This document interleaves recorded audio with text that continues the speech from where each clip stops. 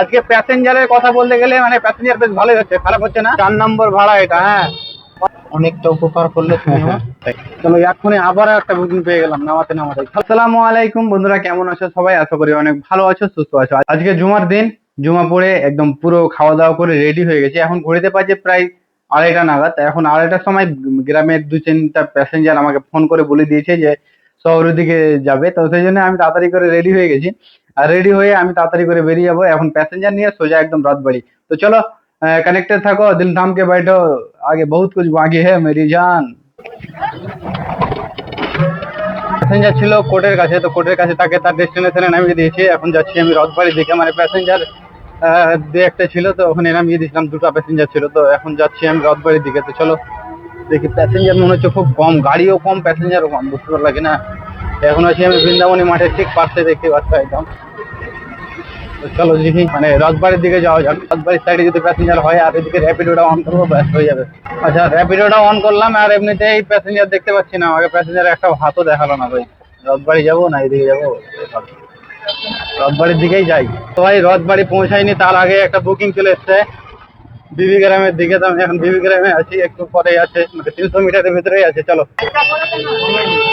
অনলাইনে আছে, ঠিক আছে, থ্যাংক ইউ। চলো এক্ষুনি আবার একটা বুকিং পেয়ে গেলাম নামাতে নামাতে। চলো ভাই, বাপ রে বাপ, পয়সাই পয়সা, 91 টাকার ভাড়া আছে এটা। তো একটা বুকিং নামাতে নামাতে আবারও একটা বুকিং চলে এসছে, সামনে আছে যদুপুর স্টেট ব্যাংকের ডান দিকে যেতে হবে যা দেখাচ্ছে। চলো তাড়াতাড়ি করে পিক আপ করি। আজকে প্যাসেঞ্জারের কথা বলতে গেলে মানে প্যাসেঞ্জার বেশ ভালোই হচ্ছে, খারাপ হচ্ছে না। মানে এমনি প্যাসেঞ্জার বলতে র্যাপিডোর প্যাসেঞ্জার। হ্যাঁ, 2টা এটা ধরলাম, আর বাড়ি থেকে যেটা নিয়ে এসেছিলাম সেটা তো নিয়ে এসেছি। বুকিংটা একটু ভিতরে আছে, এই সাইডে দেখাচ্ছে ভাই। এই সাইডে তো যাওয়া যাবে না নাকি?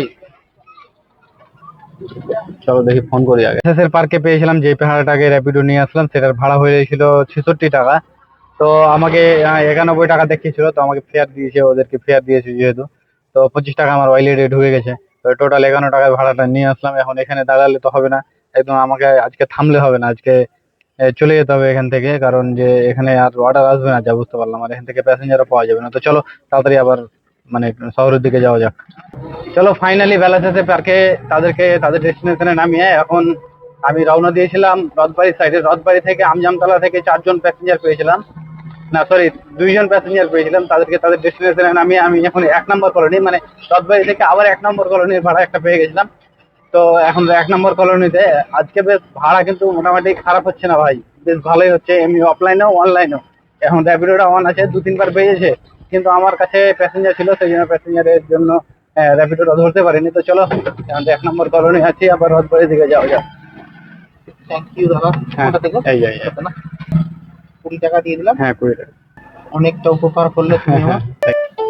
ঠিক আছে, হয়ে গেছে, থ্যাংক ইউ দাদা।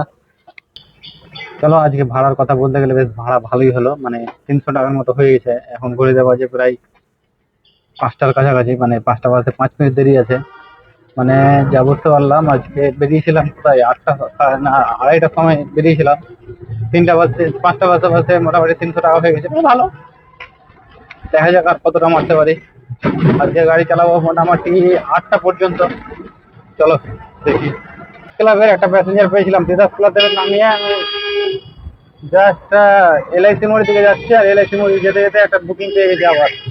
চলো ভাই, আজকে 3 নাম্বার বুকিং আজকে এটা নিয়ে। র্যাপিডোর ভাড়াটা ছিল 65 টাকা, তার ডেস্টিনেশনে নামিয়ে দিলাম। ডেস্টিনেশন বলতে ভালোই দূর, চাইল্ড ইংলিশ একাডেমির স্কুলের মানে পাশের গলিতে। ভাড়াটা নামিয়ে আমার বেশ ভালোই ভাড়া হয়ে গেল, মানে 400 টাকা হয়ে গেল।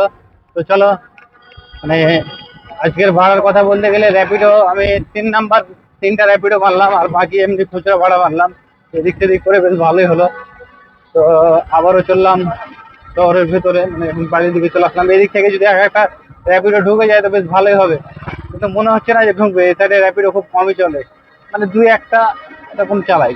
চাইলে মানে র্যাপিডোর প্যাসেঞ্জারটাকে নামিয়ে আমি সোজা চলে আসলাম, মানে আস্তে আস্তে 3 জন প্যাসেঞ্জার পেয়েছিলাম এই রথবাড়ির কাছে। নিচ দিয়ে নামিয়ে আমি এখন উপর দিয়ে যাচ্ছি আবার।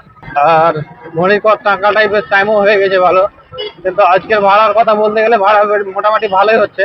এখন রথবাড়ি ব্রিজের ওপরে দেখা যাক, আরো মোটামুটি চালাবো আমি 8টা পর্যন্ত গাড়ি, দেখা যাক কত টাকা ভাড়া মারতে পারে। আজকে 4র্থতম র্যাপিডো ভাড়া পেয়ে গেছি, মানে 4 নম্বর ভাড়া এটা। হ্যাঁ, অনেক দূরে আছে, মানে আমবাজারের কাছাকাছি। এখন আমি যাচ্ছি, এখন আমি হাইন্দাখালিতে আছি, সন্ধ্যালে এসে। আর এটা হচ্ছে 4র্থতম র্যাপিডো। চলো, যে ভাড়াটা র্যাপিডো থেকে নিয়ে আসলাম, স্টেশনে নিয়ে আসলাম, আর স্টেশন থেকে এসে ওকে 70 টাকা ভাড়া নিলাম, আর ভিতরে ঢুকিয়েছিল। তো ভিতরে ঢুকিয়ে আমাকে ভাড়া দিল প্রায় 90 টাকা। তো আমাকে কি হয়েছিল, মানে দিতে হয়নি আমাকে। হ্যাঁ, মানে টিকিটটা দিতে হয়নি, আমি বেঁচে গেছি। 20 টাকা হয়ে গেছে আমার। ব্যাস, চলো, 90 টাকার এটা ভাড়া হলো। এটা এক্ষুনি ঢুকেছে, কিন্তু প্যাসেঞ্জার পেলাম না। সবাই যেরকম করছে ভাই, প্যাসেঞ্জার পাওয়া যাচ্ছে না। দেখি এই লাইনটাতে ভালো হবে, প্যাসেঞ্জার হতে পারে। তো এই লাইনে তো প্যাসেঞ্জারই আসে না। চলো চাও, রাস্তাতে যেতে যেতে যদি প্যাসেঞ্জার পাই রথবাড়ি, তো বেশ ভালোই হবে। ট্রেনটা ঢুকেছে কি ঠিক, কিন্তু আমি ফায়দাটা উঠাতে পারলাম না। মানে ভেতরে গেলে টিকিটটা যদি কাটাতে পারতাম তো বেশ ভালো হতো। টিকিটটাও কাটেনি না, তো তাড়াতাড়ি করে সেজন্য চলে আসলাম। ভাই কি বলবো, মানে মুশকিলে পড়ে গেলাম এখন। এখন ভাড়াগুলো অনেক ভাড়া, কিন্তু টোটো তো অনেক না, সেই জন্য সব চলে আসলো। আর প্রচুর জ্যাম ওখানে, আর দাঁড়ালাম না সেই জন্য। জ্যাম পেয়ে না আমাকে দাঁড়িয়ে বিরক্ত লাগে ভাড়া মারতে একদম। কি বলবো।